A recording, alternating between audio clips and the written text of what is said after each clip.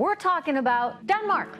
A socialist country. I love Denmark. Bernie Sanders likes it. I think we should look to countries like Denmark. Is Denmark a socialist country? That is the question that everyone wants an answer to. Republicans, Democrats, left and right, Denmark has become the talk of the town as a socialist paradise or nightmare, depending on who you ask. Denmark, like Venezuela, has stripped people of their opportunities. I will do a thorough analysis on Denmark's legal, economic and political systems in this video to clear up this confusion once and for all. And I will tell you why Denmark don't have a minimum wage as well. So, if you want to seem smarter than your neighbor and colleague, stick around to the end where I reveal if Denmark is a socialist country or not. And if not, then what is it then? My name is Stephen Højlund and I'm a social scientist and Danish national, born, raised and living in Denmark. To get started, let's define what socialism is. In the Oxford Dictionary, socialism is defined as a political and economic theory of social organization which advocates that the means of production, distribution and exchange should be owned or regulated by the community as a whole. According to Marxist theory, socialism is a transitional social state between the overthrow of capitalism and the realization of communism. And they don't get into too many details about what communism actually is, or at least Marx doesn't do that. With that definition in mind, we need to look at three things when answering the question if Denmark is a socialist country. The laws of the land, especially property laws, the political system and ideology, and third, the nature of the economy and government spending.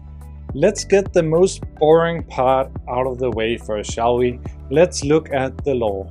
Despite being an economic and also sociological theory, socialism is actually tied very much to questions about the law, and more specifically, the property law. That's because everything in socialism evolves around the control of the means of production, which is tied to the right to private ownership. So, what's the situation in Denmark when it comes to private ownership and control of the means of production? And are the laws followed and adhered to by the government? Is there a state of rule of law in the country? In Denmark, Article 73 of the Constitution reads, "Property rights cannot be violated." That's a pretty clear statement if you ask me. But the article also reads that no person shall be ordered to surrender his property except where required in the public interest. So clearly private ownership exists and is protected by the Constitution, but what about the rule of law? And what about the public interest? Is that not a major backdoor for socialism right there in the Constitution? In Denmark, like in most other countries, the state can expropriate when, for example, a new highway is being built or a military airbase makes an expansion. But in Denmark, the constitution actually makes expropriation fairly hard, as every case of expropriation has to be defined in a new law that has to be accepted by a majority of the parliament. And a third of the parliament can also demand the law to be revoted after a general election, so a change of the parliament situation. And finally, the new law of expropriation can be tried in court and thus involving the independent legal system as well. So if you own a house or business, the risk of the big Danish state coming and expropriating you is quite slim, I would say. The American conservative think tank Heritage Foundation scores Denmark with a 98.6 out of 100 on property rights. The Freedom Index of the World Population Review and Fraser Institute ranks Denmark number 3 in the world in terms of human freedom, which includes all the freedoms enjoyed in liberal democracies like rule of law, freedom of expression and assembly, and also the right to property. These are all indicators of a country where the rule of law prevails and where property rights are respected. Which is also my personal experience. At least I still own my car and my apartment and my clothes and my toothbrush. I think I still own them, at least. Because that's the reality of socialism. So currently, the means of production seem to be safeguarded by the law in Denmark. But what about the political system and the will of the people? I mean, if they want socialism, they can make the change happen fairly quickly, right? Denmark is one of the most stable democracies in the world. Regular and fair elections are conducted at least every 4 years, with no ensuing violence, and the transition of power is always smooth. In other words, we don't see incumbent prime ministers refusing to acknowledge defeat in the election or instigating runs on the parliament buildings. That we don't see anymore. So Denmark is not undergoing a socialist revolution or any revolution currently, at least not to my knowledge. It's also not a one-party system where one socialist party makes all the decisions like 5-year plans and production targets like it was the case in the Soviet Union or to some extent in China nowadays. In the last general election, the most left-wing party, Enhedslisten it's called, got only 5% of the Danish votes. Over the past years, Enhedslisten has removed a lot of the Marxist rhetoric regarding revolution and dismantling of the police and army in their program.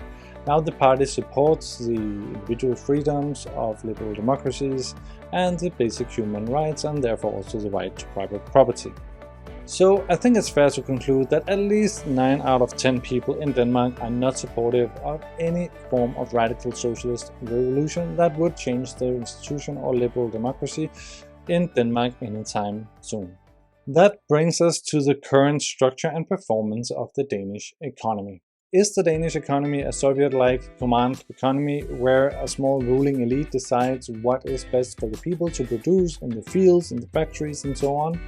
The short answer is no. Very few sectors apart from education, the military, parts of public transportation and healthcare are still run by the state. The Danish economy is actually one of the most liberal in the world. According to the Heritage Foundation, the Danish business environment is good and scores 92.7 out of 100. The Economist Intelligence Unit estimates that Denmark is the second best country in the world to do business in after Singapore. Also, the labor market is very liberal and flexible.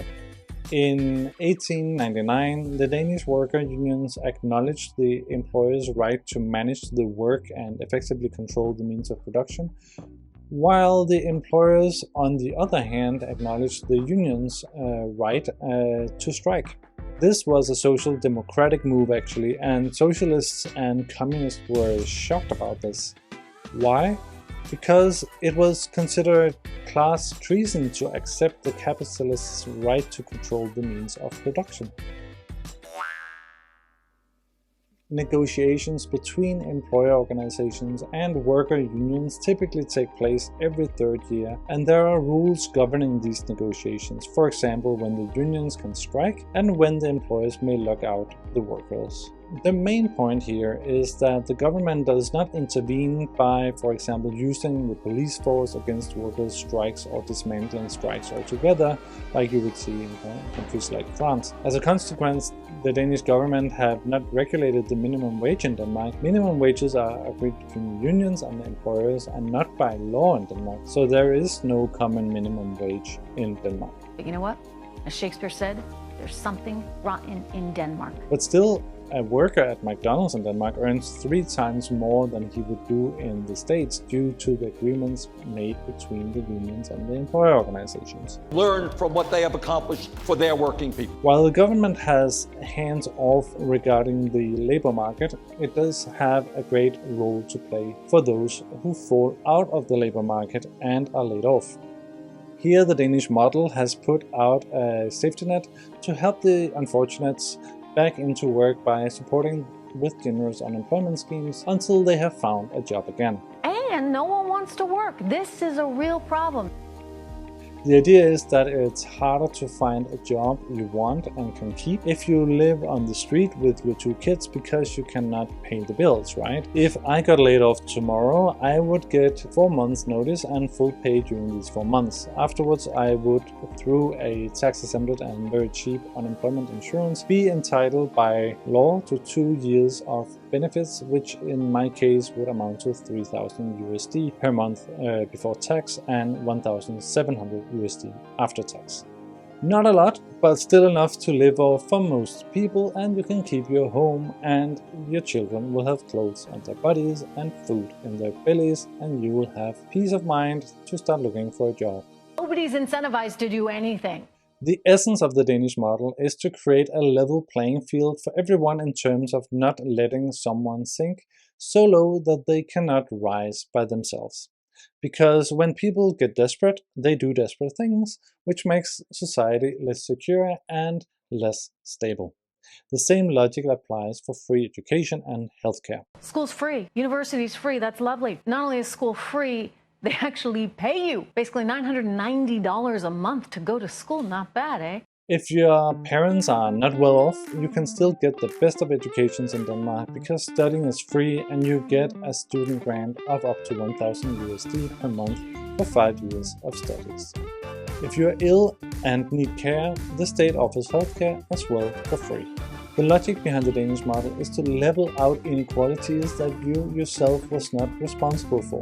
The rest is up to you in terms of making the best of your life through your own initiative, energy, action, and your own pursuit of happiness.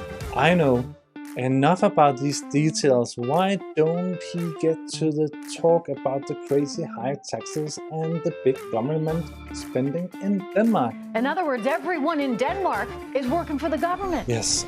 When people talk about big government, they really mean tax percentage and the tax that we pay to the government. How much is that? And it's true, Denmark is one of the most heavily taxed countries in the world.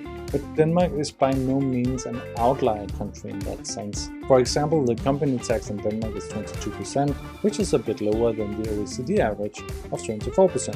The corporate tax in the US is 21%. Danes also pay a high and progressive income tax of maximum 53%, but most people, including myself, pay around 40% income tax. Also, the sales tax is high in Denmark. It's a flat 25% on almost all goods, as in Sweden and some other countries. Everything else there costs 25% more, or gosh. Again, it's not unusual in a European context. However, calling Denmark a socialist country because of a high tax bracket is not very precise. In that case, China would be less of a socialist country than Denmark because of lower taxes. To conclude, Denmark is not a socialist country. Denmark's political, legal, and economic institutions, as well as practices, are not at all matching that of a socialist country. Denmark doesn't have a socialist elite ruling the country. The Danish laws effectively ensures right to private property, and the Danish economy is based on the mechanisms of free market with very little government intervention. Denmark is a democracy with fair and equal rights of representation. But what is Denmark then?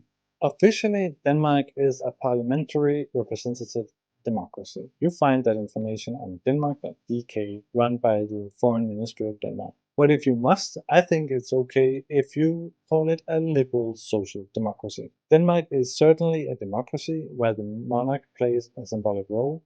It's liberal in terms of both being a free market economy, a liberal democracy, as well as protecting all individual human rights. And finally, you can call it social because there's a strong social component to the Danish model that picks up and dusts off the individual in times where he or she faces hardships like illness or misfortune.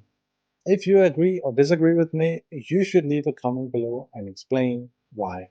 If you want more information about Denmark, don't forget to subscribe. I have made these two videos also about why you should move to Denmark and why you should not move to Denmark. Check them out. Until next time, take care.